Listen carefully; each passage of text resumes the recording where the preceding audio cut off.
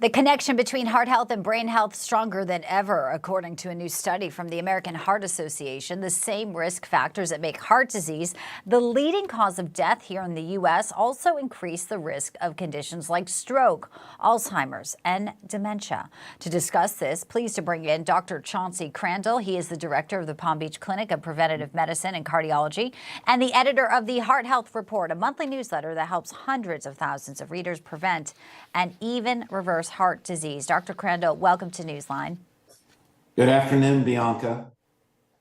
This study is highlighting atrial fibrillation is the major risk for this cognitive impairment. Explain what that is, how it affects the brain, and increases the risk of stroke and memory issues.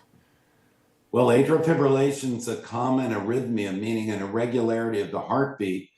And in fact, Bianca, after the age of 80, 1 in 10 people have this rhythm disorder.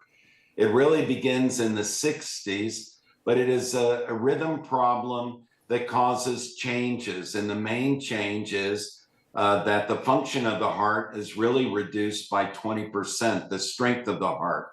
And when that happens, we lower the perfusion to the brain and vital organs, and that can set up memory issues and memory problems.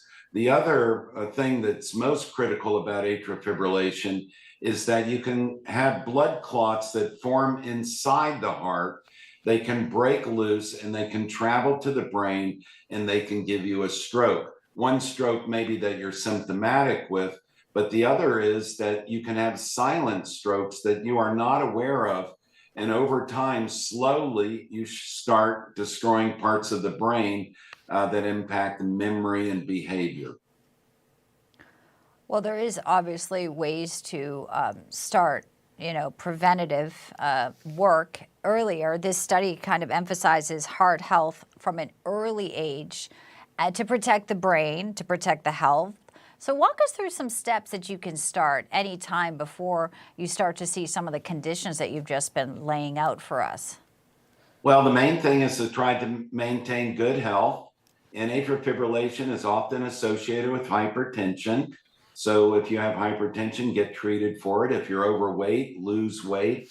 Often your blood pressure will improve after weight loss. Better dietary restraints.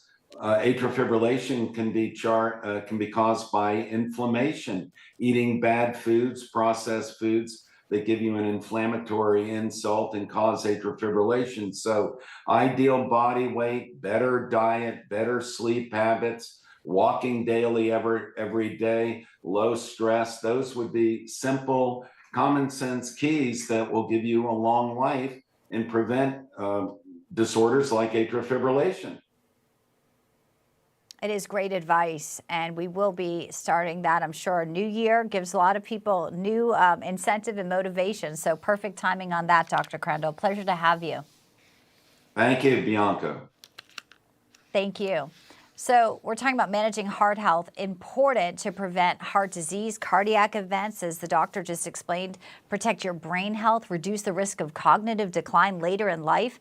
Strong Heart, Sharp Mind is teaching readers how to optimize the connection between cardiac and neuro health. And you can get Dr. Crandall's book and the free Heart Health Report in a new offer right here on Newsmax. Call the number you see on your screen or go online, strongheart911.com/DR. to check it out.